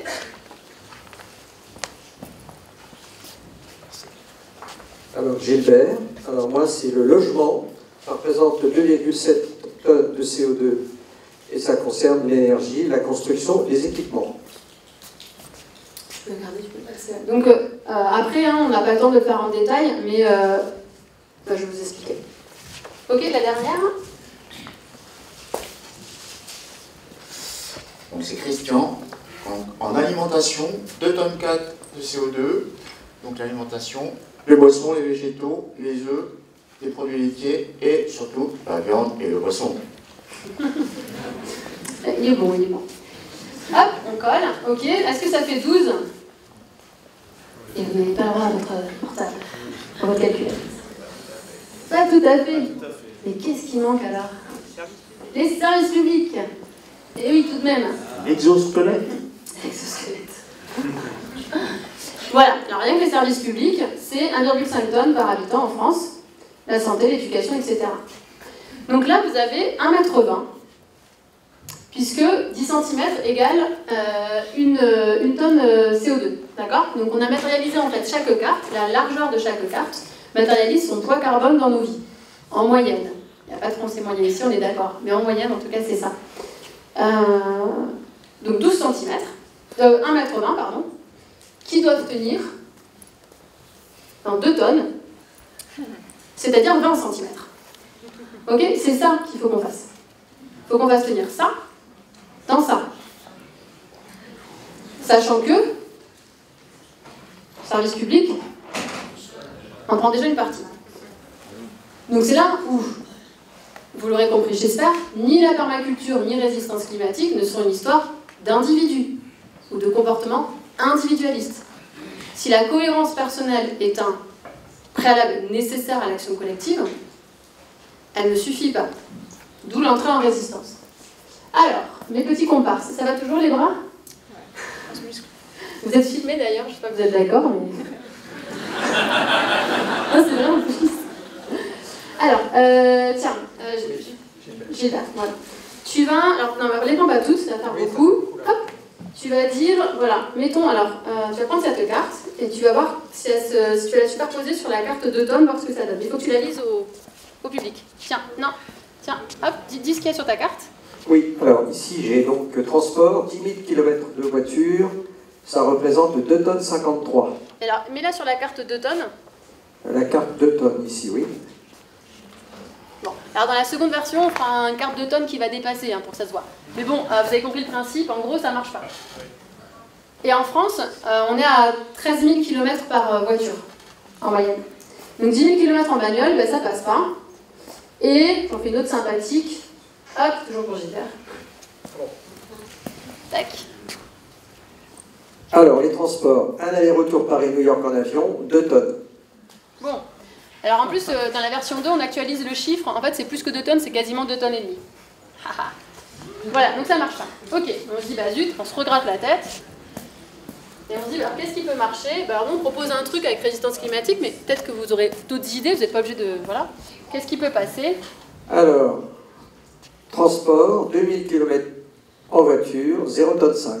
Voilà, bon, tu peux la mettre du coup sur la vie qui permet la vie, qui est la petite carte verte. Ok, super. Après, évidemment, pour ceux qui ne prennent pas du tout la voiture, bah, vous pourrez manger un peu plus de viande. Voilà, vous voyez le truc, quoi. C'est des propositions. Mais en tout cas, moi j'habite à la campagne, et il y a 700 habitants dans mon village, et on est à 4000 km pour 3 personnes à la maison, et on a une vie sociale, tout ça, hein, ça va. Ça se passe bien. Sur le logement, donc, alors, une fille. Alors, logement chauffé à entre 20 et 22 degrés, avec une faible isolation, on a 1,6 tonnes. Donc bah, alors, si tu la mets sur la carte 2 tonnes, bah, tu peux rouler un peu en voiture éventuellement, mais c'est tout. Après, tu manges pas. Il faut faire des choix dans la vie, quoi. Voilà. Il n'y a plus de service public. Et il n'y a plus de service public. Alors là, attends, non, c'est sûr que là, les services publics... Alors, attends, on va en faire une sympa, du coup. On élimine celle-là. Mais c'est le cas des Français en général, hein, c'est ça. Hein. D'ailleurs, il fait hyper chaud ici. On a logement isolé par l'extérieur, 25 à 40 cm. Et là, on a 0,4. Donc là, ça va. Donc pareil, hein, rénover sa maison et mettre des bottes de paille, c'est pas parce que j'avais envie d'avoir des jolies photos dans une vidéo ou je sais pas quoi, c'est parce qu'en fait c'est nécessaire pour avoir une vie qui permette la vie. Mathématiquement. Ce chiffre-là, c'est pour un habitat de combien de mètres carrés? Du coup, c'est du 40 mètres carrés par habitant, j'ai appris ce qui était le cas aujourd'hui. Alors dans la V2, on est en train de faire aussi, dans la version 2 de ce truc-là, on met au dos de chaque carte le périmètre précis et on est en train d'écrire un guide du formateur, assez succinct quand même, mais vous puissiez vous l'approprier et diffuser ce truc-là. Parce qu'au même titre que la fresque du climat, je pense que ça, il faudrait qu'on en ait tous conscience. Parce que pour agir sur sa vie et sur notre vie en collectif, bah, faut connaître ça en fait. Ok. Et donc on a essayé de le faire de manière visuelle, quoi. Sur la nourriture, bon, vous n'allez rien apprendre vraiment, mais bon, on va quand même se le dire un petit peu. Hop, allez, de la viande une fois par jour. Aïe, aïe, aïe. Alors c'est moitié bœuf, moitié poulet. Et 2 tonnes de CO2 équivalent. Ah, ben voilà. Voilà, en fait c'est cool en même temps, on peut manger quand même. T'en as marre, là. Alors en fait, ah oui. Quelle mise en scène. Ok. Donc ça passe pas, et on va faire un truc qui passe. C'est sympa quand même, c'est pour donner le moral, hein, cette conférence en vrai. Alimentation végé, bio et de saison, ça fait 0,2 tonnes. On peut manger. Et en fait, en vrai, on a vu que même si on mange de la viande une fois par mois, ça passe. Là, je sens qu'il y en a qui sont crispés là quand même. Ça fait pas beaucoup quand même. Hein. Ok, et le dernier, les biens de conso. Alors on l'a fait que pour les vêtements, mais du coup dans la version 2, on vous fait... On avait 3 catégories en fait par facteur émissif, 3 catégories d'achat. Mais bon, là on a fait que pour les vêtements pour le moment. Qui c'est qui n'a pas parlé? Hop. Donc, bien de consommation, 1000 € de vêtements. Bien de consommation, 1000 € de vêtements, 0,6 tonnes. Donc ça passe. Voilà, ça passe, mais quand même c'est plus d'un quart de ce à quoi on a droit. Voire plus si on est sur 1,6 tonnes. Donc 1000 € ça fait beaucoup. Donc en vrai, il faudra acheter, ce que dit l'étude BL Evolution, dont on s'inspire aussi beaucoup, c'est 1 kg de textile par an neuf. Bon, on pourrait même se dire rien de neuf, ou 1 kg neuf tous les 5 ans peut-être, on peut se dire que voilà, les petites culottes de temps en temps, on peut les changer, mais... Non, parce qu'un élastique, non, alors, des réparateurs de culottes, non mais franchement, parce que tout ça, la bonne nouvelle, c'est que ça débouche sur plein d'inventions de métier, dont le réparateur d'élastique de culottes. Voilà. Faire soi-même, c'est bien. Ou soi-même, mais s'il faut tout faire soi-même. Non, mais c'est l'idée que ça soit ensemble qu'on le fait, parce que je disais la personne, ça prend un peu de temps. Bon, bah bref, vous voyez, ça va, vous pouvez tenir un petit peu. Incroyable. On peut quand même avoir un mode de vie qui se rapproche des 2 tonnes. Alors, du coup, il n'y a pas les services publics pour le moment. Et donc, ça veut bien dire, alors je vous mets les vêtements 100 €, mais en gros, si vous achetez, en gros, en consommation, tout confondu, on peut dépenser 2000 € par an. C'est-à-dire dans un bilan carbone bon. Ça, on le montrera dans la version 2. C'est une bonne nouvelle. C'est-à-dire qu'on n'a pas besoin de gagner beaucoup d'argent pour bien vivre. Mais quelle libération, quoi. Franchement. Un truc que je vous ai pas dit d'ailleurs, c'est quand on gagne le SMIC en France, vous pensez qu'on fait partie des 50... Enfin, je sais pas comment dire, de quelle tranche de richesse sur Terre? 10%. 10%. Ouais. Quand on gagne le SMIC, on fait partie des 10% les plus riches de la planète. Donc quand on dit que 10% les plus riches de la planète émettent 50% des gaz à effet de serre, là-dedans, il y a toutes les personnes qui gagnent le SMIC ou plus. Voilà, moi, je pense qu'on va pouvoir libérer tout le monde. Merci beaucoup, vous pouvez la poser, je la rangerai.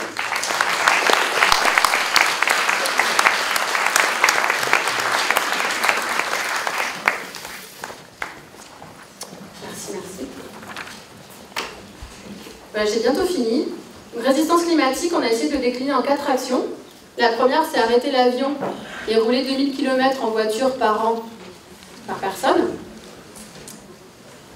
Manger bio, local, de saison au maximum, et avec de la viande 1 à 2 fois par mois. Mais en fait, ça comprend la viande, mais aussi les produits laitiers, qui sont liés à l'industrie de la viande. C'est pas d'achat neuf, ne rien acheter de neuf. Et la 4e action, c'est, une fois qu'on a fait ça dans sa vie, ou qu'on est vraiment en chemin pour le faire, c'est demander ça aux entreprises et à l'État. Mais c'est de dire, en fait, c'est un mouvement qui se base sur le fait qu'on parle écologie si soi-même on est écolo dans son comportement. Et moi je pense que c'est quelque chose, ça fait partie des raisons pour lesquelles l'écologie n'a pas remporté beaucoup de combats ces dernières années quand même. c'est que je pense que les personnes qui en parlent ne l'incarnent pas. Et je pense qu'aujourd'hui, c'est plus possible, en fait. Si moi, je vous parle d'écologie, mais qu'en fait, je repars avec mon SUV, un SUV à l'achat, c'est 19 tonnes d'équivalent CO2. Juste le SUV. 50% des achats de véhicules neufs en France l'année dernière. Ben, je ne suis pas crédible si je vous parle d'écologie, puis je repars avec mon SUV, quoi.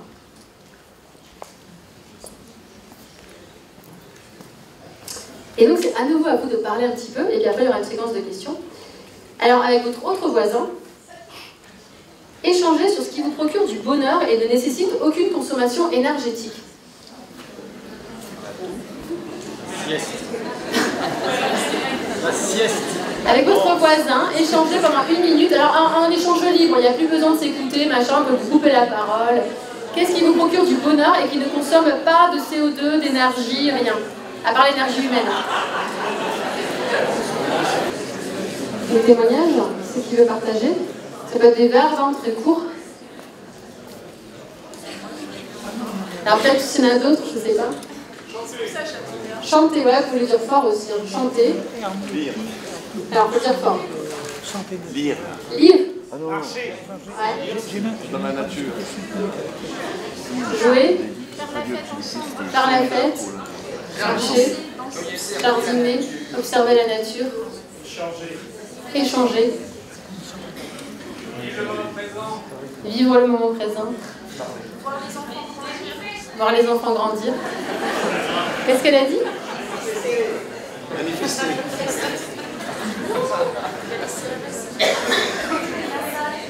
Masser. Aller à la bibliothèque. Faire l'amour. Tout le monde y pensait, mais personne n'osait le dire.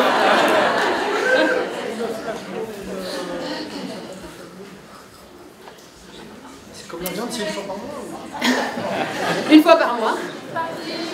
Non, bah non, puisque c'est 0 émission, tu peux, tu as à volonté, quoi. Là, tu as la croissance maximum, quoi. Parler, échanger, respirer, chanter. Sourire. Faire la gueule aussi, hein.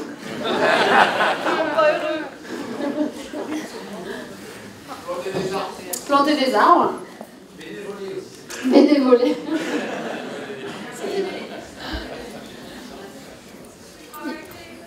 Plus travailler. Non mais, effectivement.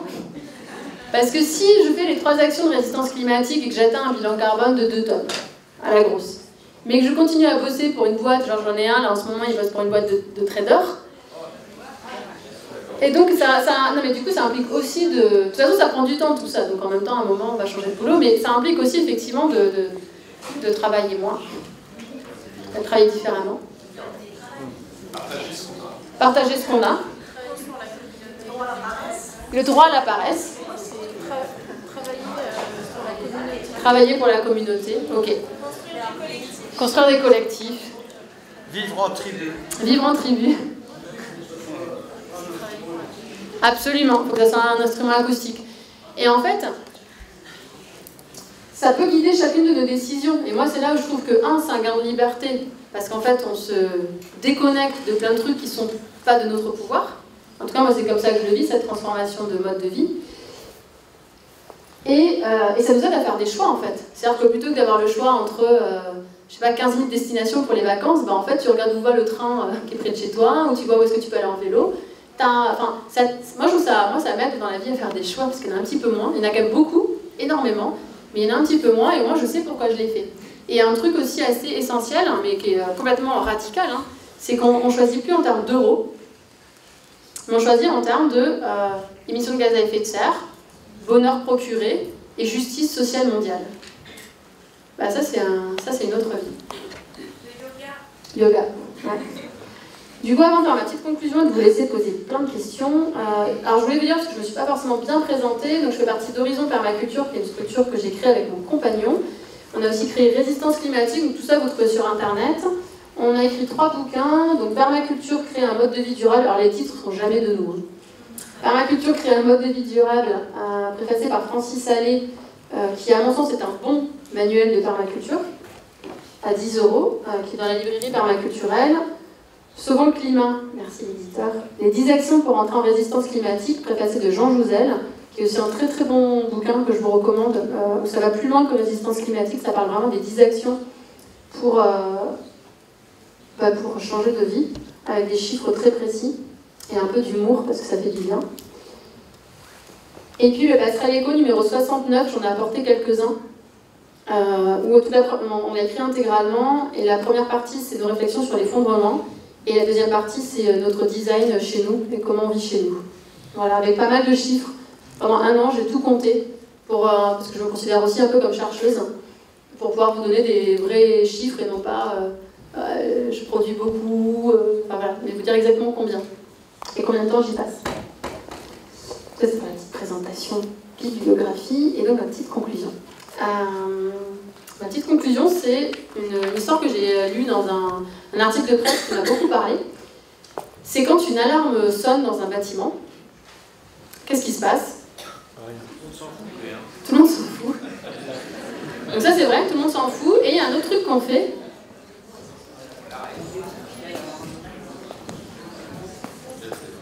On va regarder si les voisins ont bougé. On regarde dans le couloir. S'il n'y a personne, on se rassoit. Et puis on continue. Si ça bouge et que les gens sont sortis dehors, on se dit « Ah, il y a peut-être un truc important, donc je vais suivre le mouvement. » Ça c'est pour dire que, en fait, l'alerte elle est là, elle sonne depuis longtemps. On se regarde tous un petit peu là. Et si je décide, tu décides, on décide de faire non pas le premier pas, mais le vrai pas en fait, d'aller tout de suite pour gagner cette victoire, on va embarquer plein de monde. Mais il ne faut pas attendre que les autres commencent. Résistance climatique, on avait fait une première vidéo, nous sommes ceux qui commencent. C'est peut-être un peu présomptueux comme formule, mais des fois j'ai un peu ce sentiment-là. Nous sommes ceux qui commencent. Il en faut. Et il n'y a pas besoin que 100% de la population française ait changé pour que la société change. C'est entre 3 et 30% de la population, peut-être. Voilà, ça, l'étude des mouvements sociaux historiques montre ça. Moi, j'ai beaucoup étudié des combats gagnés ces derniers temps, parce que j'en avais marre d'étudier les combats perdus. Donc j'ai étudié avec Gildas l'abolition de l'esclavage. Et puis récemment, on a beaucoup étudié l'abolition de l'esclavage, parce qu'en fait c'est assez semblable à ce qu'on vit aujourd'hui. Parce que l'esclavage structurait tout, le monde économique, les échanges, les modes de vie des gens. C'est pas parfait ce qui s'est passé après l'abolition, mais ça a été quand même aboli. Et il y a l'Angleterre qui a aboli, et ça a embarqué tout le monde. L'Angleterre a aboli, et ça a embarqué tout le monde. Le Brésil étant le dernier pays à abolir. Donc il n'y a pas besoin non plus que tous les pays y aillent tout de suite. Et le deuxième combat qui a été gagné, que j'ai un peu travaillé ces derniers temps, c'est les Fralib. Je ne sais pas si vous connaissez. C'est une entreprise qui fermait, le patron qui part, un peu voyou, ça faisait que 10% de rentabilité, non pas 15%, et qui s'en va et qui licencie, donc Unilever, une grosse boîte, qui licencie plusieurs centaines de personnes sur une entreprise dans le sud. Ils font des thés éléphants, c'était eux. Et donc les salariés, pendant 1336 jours, ont lutté. Mais les gens les prenaient pour des fous. Ils disaient, mais vous êtes tarés, mais jamais vous gagnerez contre Unilever. Unilever, à la fin, ils ont fait 4 plans sociaux. Donc à chaque fois, les salariés refusaient. Ils occupaient l'usine. Ils n'étaient pas payés. Et au 4e plan social, Unilever a proposé 80 000 € de prime de départ à un ouvrier. 80 000 €.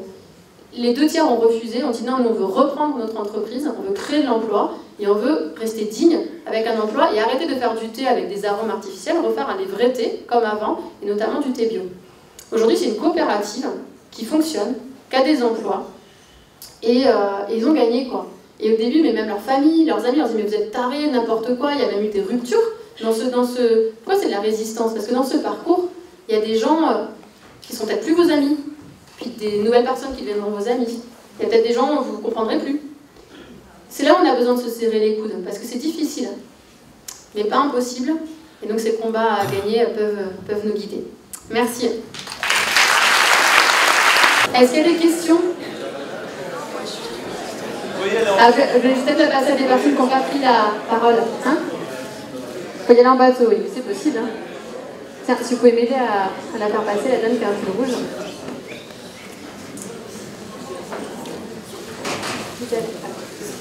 Vous avez beaucoup parlé d'autonomie, d'autosuffisance, et moi je me suis posé la question, comme avant vous aviez un travail salarié, maintenant c'est quoi vos moyens en fait, de subsistance actuellement, et comment vous arrivez à du coup, gérer le domaine qui est quand même assez grand et comment vous Alors, on dépense 800 € chacun, on dépense 1600 € par mois chacun. Alors, hors investissement, c'est-à-dire que là, on va faire une récup d'eau de 50 mètres carrés, donc ça, c'est en plus. Et j'étais salariée à temps partiel de Ferme d'Avenir jusqu'à juillet, et là, j'ai fait un petit peu des formations, et là, je suis recrutée au cabinet du président de la région Centre, à mi-temps, auprès des élus écologistes. Voilà. Je commence la semaine prochaine. Et sinon, après, oui, voilà, c'est ça. C'est pas trop d'argent qu'il faut gagner, mais c'est une bonne question quand même. Et d'ailleurs, oui, j'en profite aussi pour dire, dans la maison écologique du mois prochain, il y a tout un dossier sur la rénovation de notre maison aussi, tout ça, si ça vous intéresse. Est-ce qu'il y a d'autres questions? Ouais.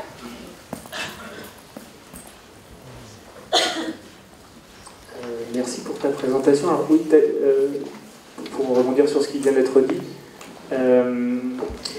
donc là tu viens de nous expliquer que tu allais avoir un nouveau travail, mais t'expliquais tout à l'heure que tu voulais planter des arbres et puis que tu t'es rendu compte que si dans 30 ans ils cramaient, ça servait à rien. Donc d'un point de vue écologique ou dans ta démarche militante, aujourd'hui, qu'est-ce qui te semble bon de faire? Est-ce que tu vas continuer à faire des conférences partout comme ça pour que les gens prennent conscience des problèmes? Est-ce qu'au niveau de votre lieu, il y a d'autres choses que vous souhaitez faire? Ou est-ce que, je sais pas, tu as une réflexion sur plus, peut-être avec ton boulot, sur le territoire dans lequel vous vivez?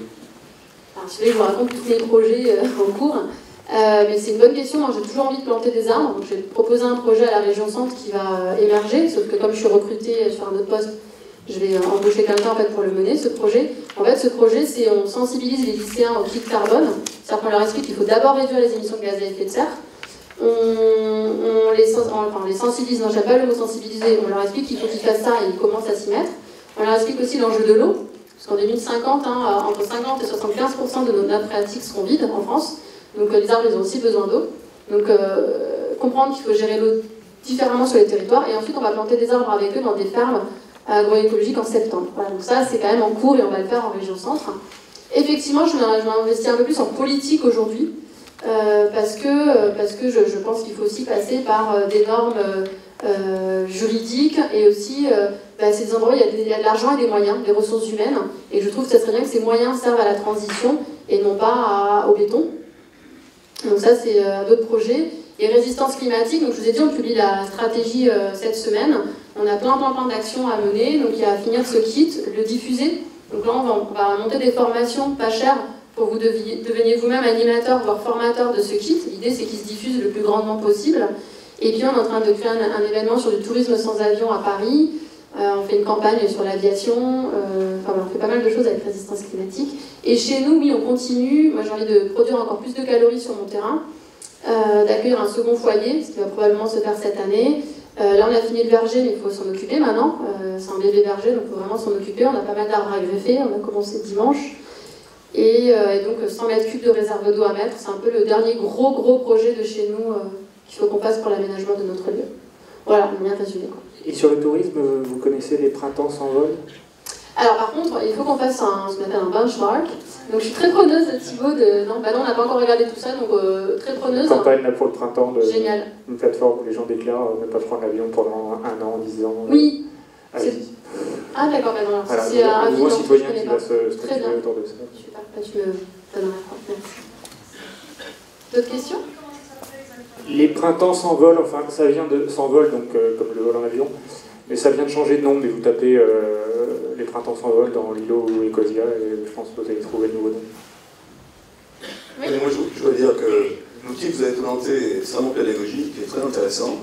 Et donc est-ce que c'est possible d'en avoir une copie, hein? Et je pense qu'il faut jouer sur l'effet boule de neige. C'est-à-dire que là, bon, on est 300 personnes, même s'il y a 10% de ces personnes qui repartent avec l'outil et qui vont le répéter chez elles, très rapidement, on peut arriver à des chiffres exponentiels de personnes qui sont touchées. Et ce qui serait intéressant aussi, c'est qu'on s'engage sur quelque chose et qu'on dit, bah voilà, et qu'on s'envoie l'information. Moi, j'ai vu cet outil, à partir de maintenant, j'ai réussi à réduire le temps, et voilà comment j'ai fait. Et que d'autres le fassent aussi, et qu'ensuite, on montre ce mouvement qui peut, grâce aux réseaux sociaux, tous les outils qu'on a sur Internet, devenir un vrai mouvement et qui va s'amplifier, un peu comme vous disiez tout à l'heure. À partir du moment où on a touché une certaine quantité de la population, ça fait boule de neige. Ouais, je vais essayer de faire cette intervention courte, mais oui, tout à fait. Alors c'est vrai que j'ai pas dit, vous pouvez aller voir sur le site de Résistance Climatique et signer l'appel, on oublie toujours de le dire, mais signer l'appel, c'est dire je vais m'engager à faire ces 3 actions au minima en 2 à 5 ans, donc c'est pas tout de suite, vous avez 2 à 5 ans, et l'idée c'est qu'on se compte, pour qu'on se soutienne aussi, et donc on est en train de mettre en place un outil. Après, il ne faut pas que ça devienne trop compliqué ces trucs-là, mais pour mesurer votre progression, mais ça sera pour vous, ça sera déclaratif. Mais pour dire, bah là j'en suis là aujourd'hui, je fais des étapes, et voir la communauté, comment elle progresse et comment elle peut s'entraider. Si quelqu'un est très bon sur les transports, il peut peut-être aider quelqu'un qui a du mal à lâcher la viande. Et voilà, et l'idée c'est effectivement de créer de l'entraide. Après, moi je crois beaucoup plus à l'entraide locale quand on se voit, que l'entraide par internet. Et donc je vous invite à créer des réunions, des rencontres locales, et avec tous les mouvements existants. Enfin, Résistance climatique, c'est pas un truc en plus qui doit... Enfin voilà, s'il y a des colibris, s'il y a Alternativa, s'il y a les villes en transition, vous le faites avec eux. Mais l'idée en fait, c'est que tous ces mouvements qui luttent sur le climat, ils s'approprient ces chiffres. Parce que souvent, ces ordres de grandeur, ils les ont pas. On a formé XR. La 3e revendication d'XR, donc nous on est très intégré à XR, c'est quand même la neutralité carbone en 2030. Je ne sais pas si vous voyez le truc, 2030. Mais en fait, ils n'ont pas du tout notion que ça veut dire arrêter l'avion, quasiment arrêter la bagnole, quasiment arrêter la viande en fait. Donc l'idée, c'est effectivement, cette vulgarisation, elle est importante. Je crois qu'il y en avait une par là-bas, des questions. Ah pardon, Extinction Rébellion, merci de le dire. Bonjour, merci pour la conférence, déjà c'était très intéressant. Moi j'ai une question vis-à-vis d'un constat que vous avez fait tout au début, c'est une question à laquelle vous n'avez peut-être pas de réponse, mais on se rend bien compte que si ici dans cette salle on change tous, ça ne changera rien au fait que les 1%, eux continuent à consommer et à émettre 56 tonnes. Donc ma question c'est de savoir, nous, même si on change tous notre paradigme, comment on fait pour convaincre ceux qui polluent réellement, enfin pas réellement, qui polluent tous réellement, mais ceux qui polluent énormément. Comment on fait et pour qui le changement sera d'autant plus brutal. Voilà, c'est un constat. Et pour qui, eux, ils auront un changement réellement brutal. Comment on fait pour les convaincre? Alors, je ne pense pas qu'on va les convaincre, mais déjà, la chance de gagner, elle est infime. Elle est infime. Ensuite, t'as beau avoir 1% des Français qui consomment beaucoup, et on a le même graphique à l'échelle mondiale chez Oxfam. Alors pardon, le kit, oui, il sera téléchargeable gratuitement, on a tous fait ça en bénévolat, il sera téléchargeable gratuitement en ligne. Alors il y aura une plateforme de dons pour faire marcher Résistance Climatique, mais non, on pourrait le télécharger gratuitement. Parce qu'il s'agit quand même de notre vie, quoi. Tac, tac, tac, et après il y a un truc où je peux faire un laser, je sais pas où, ouais, c'est pas grave. Ah, voilà, n'empêche que la masse ici, elle émet le maximum de CO2. Souviens-toi, les 10% les plus riches, c'est 50% des émissions de gaz à effet de serre. Donc en fait, si on change, ça fait diminuer les émissions de gaz à effet de serre. 1, parce que ça les fait diminuer quantitativement. 2, parce qu'en fait, une grosse entreprise, Casino en ce moment est en train de licencier du monde. Ils n'ont pas fait moins 10% de chiffre d'affaires. Ils ont fait plus 0, quelque chose. C'est tellement galvaudé le truc de consommateur que je n'ose même plus prononcer le mot. Mais c'est un truc puissant en fait. Ces entreprises, s'il n'y a plus de chiffre d'affaires, elles vont faire autre chose, quoi. Parce qu'il faut faire rentrer des sous. Les dividendes des actionnaires en France, c'est, je crois qu'on est distribué, je n'ose pas dire le chiffre, mais c'est 3 milliards de plus que l'année dernière. Donc ces gens-là, ils vivent parce qu'aussi on leur commande leur truc. Sur les 1%, je ne sais pas te répondre par contre. Là, je pense. Ces gens qui ont un mode de vie complètement, on n'arrive même pas à l'imaginer. Mais je pense qu'on peut faire changer les choses sans eux, en tout cas. Voilà. Ouais. Tout à l'heure, vous parliez de l'abolition de l'esclavage, mais en fait, l'esclavage existe toujours, en fait. Complètement. Parce qu'il y a des enfants esclaves sur les exploitations de cacao, etc. Bien sûr. Et puis dans les mines d'extraction, notamment en Afrique subsaharienne. Complètement. Et comment on va faire justement en ce moment avec ces populations le monsieur il parlait du Sahel tout à l'heure, qui sont en train de mourir de faim et de soif parce que là-bas il n'y a plus rien, leurs troupeaux ne boivent plus et puis ils sont obligés de se déplacer. Enfin, c'est presque un génocide. Et comment on va faire pour expliquer à tous ces jeunes qui arrivent par la Méditerranée, et malheureusement il y en a beaucoup qui restent morts dans la Méditerranée, comment on va faire pour expliquer à ces jeunes qui arrivent ici justement avec l'espoir de vivre comme nos parents à nous vivaient du temps des 60 glorieuses ou je sais pas quoi, comment on va faire pour leur expliquer que justement ce que vous nous expliquez, on peut vivre heureux et bien sans forcément le matériel. Voilà. Alors, merci beaucoup. En fait, 1h15 pour deux conférences, c'est très très court, donc évidemment que l'esclavage, c'est pas terminé. Pourquoi les textiles, je vous ai dit, c'était un grand symbole des inégalités mondiales, c'est pour ça. Et moi, je vous l'ai pas dit, ce qui m'anime là-dedans, c'est que j'en ai marre qu'il y ait des esclaves humains qui bossent pour que moi, j'ai chaud et j'ai une fringue nouvelle tous les 3 mois dans mon placard, quoi. En fait, c'est ça qui me motive. Encore plus que la vie de mon fils ou des enfants ou quoi. C'est vraiment, je trouve ça pas possible en fait de garder ça. C'est un truc mais hyper... quand moi-même je regarde ce qu'on vous propose, mais c'est un truc de dingue de dire on a chacun sur Terre le même droit à émettre en fait. Là, ce que je vous propose, c'est ça, quoi. C'est qu'on ait chacun 2 tonnes l'équivalent CO2 à émettre sur Terre. C'est très discutable d'ailleurs, on en discutait un peu avant la conférence avec des amis, mais... Donc voilà, ce que je peux dire c'est ça. En tout cas aujourd'hui on va avoir des centaines de millions de migrants, ça on n'y échappera pas. 2050, je vous dis, le climat il est écrit, c'est au moins plus 1,5, plus 2 degrés. Donc des millions de migrants en France, il va y en avoir. Moi j'ai une association sur mon territoire, ils font de l'accueil de migrants. On commence à les accueillir le week-end pour aider un petit peu, donc il faut s'y préparer. Il y a un bastion de résilience, un lieu en perma aujourd'hui. Ça c'est une autre conférence que je fais, mais qu'est-ce qu'il doit avoir parmi ce qu'il doit avoir? L'autonomie énergétique, alimentaire, etc. Okay, mais capacité d'accueil. On ne peut pas designer un lieu en permaculture aujourd'hui, mais même petit, hein, sans se dire il va falloir que j'accueille du monde. J'accueille du monde en termes d'espace habitable, mais aussi en termes de travail. Il va y avoir de l'activité. Voilà. Après, je ne peux pas dire grand-chose d'autre, si ce n'est que cette injustice, moi, elle me révolte et elle me donne envie de changer, quoi. C'est 2 co qu'il faut interdire en Afrique, le publicitaire. Après, par notre exemple, on agit aussi. Hein. Oui, 2 choses. On est passé quand même très très rapidement sur l'empreinte des services publics. Est-ce qu'on est prêt à se passer d'hôpitaux, d'éducation, d'armée, de police, de tous les services publics? Et finalement, tous les petits gestes qu'on peut faire, c'est rien du tout par rapport à tout cet ensemble d'empreinte carbone justement qui est beaucoup plus importante que tous les petits gestes qu'on peut faire. Et deuxième chose, donc sur le GIEC, donc, qui a rendu beaucoup de rapports, il y a quand même un rapport qui a été rendu dans les années 72, c'est le rapport Mitose. Est-ce que finalement le GIEC ne fait pas uniquement confirmer le rapport Mitose, et finalement le rapport Mitose, je vous rappelle qu'entre la décennie 2020 et 2030, toutes les courbes s'effondrent, quoi. Est-ce qu'on n'en est pas là? Je ne vous ai pas porté ce graphique parce qu'il est flippant. On a aussi la courbe de la population. Donc, bien sûr, on est en train de réaliser Mitose. Sur ta première question, c'est quoi déjà? Services publics. Alors, les services publics, c'était 1,5 sur les 12. Donc en fait, résistance climatique, c'est pas des petits gestes, hein. C'est transformer radicalement et changer radicalement. Et c'est pas un individu, c'est tout le monde qui change. Parce que pour faire moins de bagnoles, il faut qu'il y ait des pistes cyclables, il faut qu'il y ait des réparateurs de vélos, il faut qu'il y ait des marchands de vélos.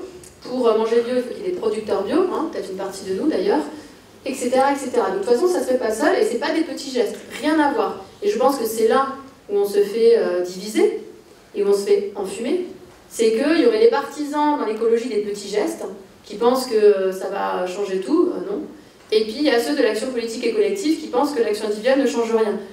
Tant qu'on est là-dedans, et je le vois avec les organismes avec lesquels on bosse, on est tout le temps dans ces débats, tant qu'on est dans cette division-là et cet antagonisme, en fait on passe de l'énergie à débattre entre nous, et pendant ce temps, on n'est pas en train de lutter contre vraiment ceux contre qui il faut lutter.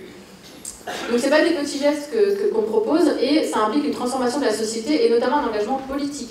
Et donc toutes les personnes en résistance climatique aujourd'hui, elles sont soit dans des assos, soit certaines, beaucoup se présentent aux élections là, municipales. Donc je voudrais surtout pas que résistance climatique passe, ou la permaculture passe pour un truc des petits pas individualistes. Ouais, il faut que je... Tout à fait. Sur ta deuxième question, le rapport Meadows, oui, en fait, c'est un graphique que vous trouverez sur Internet assez facilement, où on croit, oui, on est en train de le réaliser. Le GIEC apporte en supplémentaire qu'il actualise les données climat tous les ans, et notamment qu'il nous dit beaucoup de choses sur la géo-ingénierie, la compensation carbone, le stockage du carbone artificiel, par des méthodes de séquestration dans les sols, etc. Donc tout ça, j'ai pas le temps de vous en parler, mais c'est important d'aller voir parce que ça permet quand même de mettre du factuel et de l'objectif au moment où le climato-négationnisme est très puissant dans les médias et très puissant dans l'imaginaire. Voilà. Peut-être une dernière question du coup? Je vais faire au plus proche. Alors deux petites questions. Bon, je ne sais pas en fait s'il y a vraiment une question parce que je pense qu'on aura l'occasion d'échanger. Il y a plein de chiffres, il y a plein de choses alarmantes. Je suis un peu ému. En fait, il y a quelque chose qui m'émeut encore plus que les chiffres ou de tout ce qu'on a pu dire sur l'esclavage. C'est le fait qu'à un moment donné, tu bottes le cul en fait. Donc j'ai juste envie de te dire merci.